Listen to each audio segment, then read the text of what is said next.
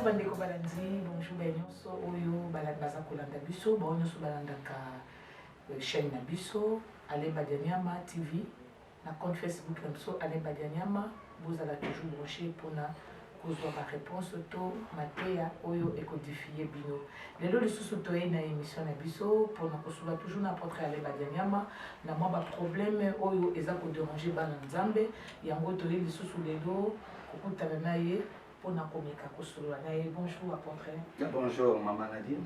Merci apôtre Koyambangai, que c'est parce que Koyambangai, pour solano moi m'inquiétude que bananzambe bazanango, yango le luna et le sousou et pas na yo pour na tomeka kosolola pour na ko éclaircir bananzambe. Et là kwa liboso na lingi koloba bananzambe baza ko mitumbisa makasi à propos ya bino basali ya nzambe ndenge bokomi kokota na politique.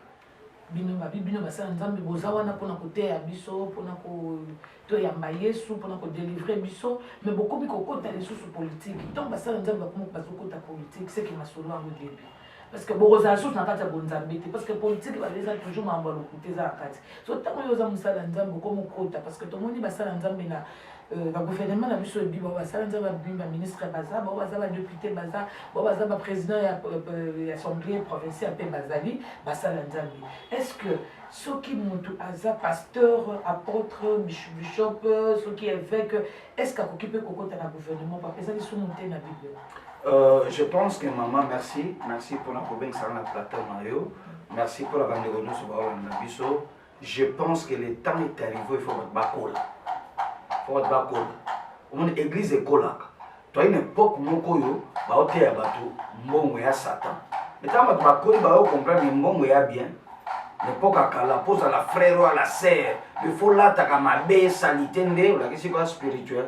Mais au fur et à mesure que nous allons les gens grandir, comprendre que non, nous avons ba excellence dans ba propriété. Ndenge mongo pe na tango akala bandoka sa question nous avons sa politique, à sa lisum. Non, nous devons grandir.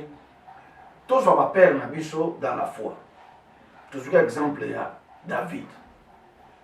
Nous sommes bons de la ranza, mais David, nous amène David. David Aguina.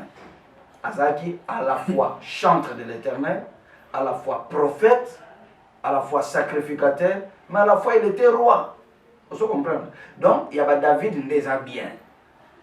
Il y a pasteur à Touro, il les a péchés. Non, c'est pas normal. Salomon, Azagina.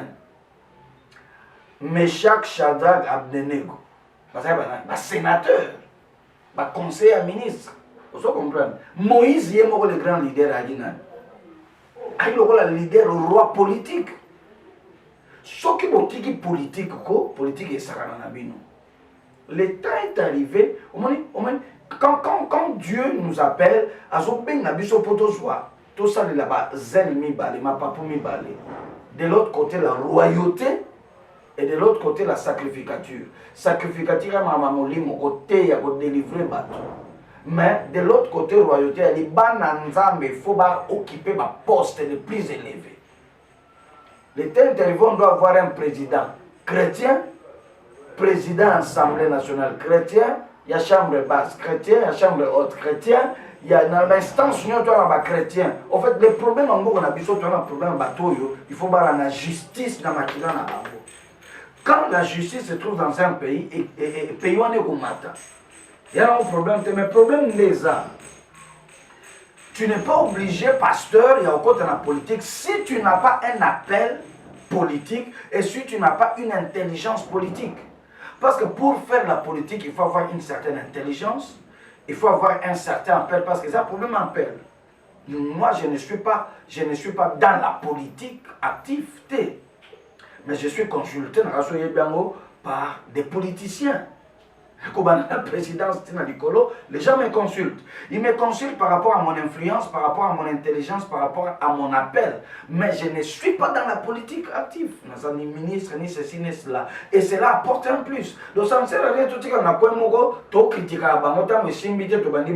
critiqué. Mais est-ce qu'on avait donné notre rapport? On doit donner notre rapport. Donc pour Nangaï, na saluer que tu vas passer au côté dans le gouvernement. Il faut que tu comme belé. il faut pas comme belé vraiment ba pasteur pe no ba na appel wana ba continue na mwana.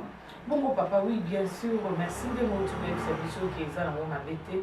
Toyoka basila la nzambe musuba bibi nzambe benga temps plein. Azana droit ya kusala côté katambu baté. Il faut aza toujours na kati ya musala nzambe. Bon, ils appellent ma pasteur mususu pe ta mususu ba benga en temps plein te ya mulu ba se retrouver na kati ya gouvernement la biso. Papa, est-ce que tant mon pasteur à côté na kati ya gouvernement comme ministre, comme député, comme président Songolo parti, comme DG, est-ce qu'à cause de na tant ma mingi ya kusala musala nzambe?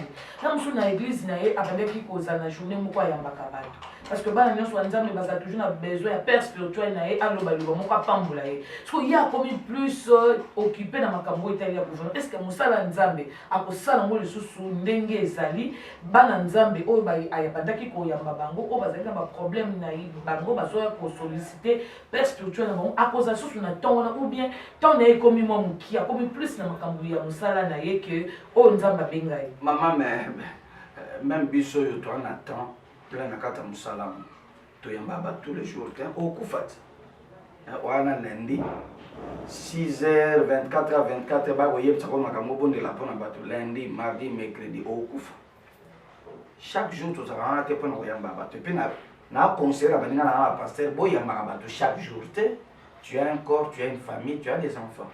Donc il y a un temps moko boye to yamba bato ça c'est un deuxième des choses mais dans cette église, ce n'est pas le seul pasteur qui doit recevoir tous les gens. Pourquoi collaborateur nous sommes là pour vous aider? Vous comprenez? Il y a un bateau qui a chargé de défense pour ça. Bateau qui a chargé pour yamba bateau pour ça. Bateau qui a chargé donc bateau a chargé na makamuna bango. Vous comprenez? Donc les pasteurs peuvent aller au travail à quelqu'un dans le parlement ce qui a commis député à quel temps tu peux zongi mais na kata bureau ça na bateau a chargé pour ça. Il y a un temps à bureau, il y a un temps où il y a un bureau à l'église. Donc le problème, c'est un problème d'organisation. Même un bateau, il y a un temps plein. Parce qu'il y a plein de matin dans l'église, dans le bureau. Non, c'est faux. Donc c'est un problème d'organisation tout simplement. Moi, au cas où l'église, peut-être que tu vas servir 25 personnes. Mais peut-être que tu vas parvenir à servir 80 millions de personnes n'a pensé naïe. C'est un problème d'organisation tout simplement. Je crois que parce que même Pierre, même Paul, même Paul, les grands apôtres, ça toujours un temps plein temps, un temps sauté, un temps qui est à la battante. Il y a la Bible. Bon, on les a c'est non des appel à mutu à soit pas nzambe naïe pour que soit ça na temps naïe libre ya kokiko sala pe ya kokiko zali loko les a appel ya mutu on va juger batu nyon sauté. Bon, je crois que papa Alain apôtre Alain Badaniama a outi ko yebisa biso parce que zelo ko les obetsa banzama baku lobby e bana nzambe be bana ko ba ke ba pasteur c'est que bimin asali na sunzambe te akomi ko sala munini batu ba comment ko juger ndenge na bango comme batu balinga ko juger mais mosala nzambe apôtre Alain outi ko yebisa biso za ngoli sumude eza na ba oyo biso loto benga nzambe ya intel bango wana pe ba servira ki nation bango wana pe basala ki est-ce que na gouvernement il faut kaka païen ou bien chrétien ça pourquoi pas de serviteur de Dieu pour bakota na kati ya musalango et donc on ga na sepeli koloba que papa moi conseil moko poko kopesa ba sala nzambe ou ba sala kati ya gouvernement ba meka kozala parce que souci na biso eza que ndenge bakoti na kati ya gouvernement ba pesa na biso pe temps ya musala nzambe. Tant que papa ndeko tu koloba que l'église bateau baza chargé de délivrance baza tout ça papa dit que bana nzambe baza tout ça quoi ba bébé tant que zo église so ka mona te église moko so père spirituel ameko déplacer boye so ki bozaki ba fidèle bazaki 100 au moins batika 80 20 tu vois parce que non ba oser appeler pasteur ayana a on a quoi so pasteur azato kwa nzambe pe akena pasteur et ça il okwane ça kana il faut que bébé on est ici là il faut que bébé il faut pas continuer ko kumisa ka mono ba bébé il faut pasteur azala ka wana te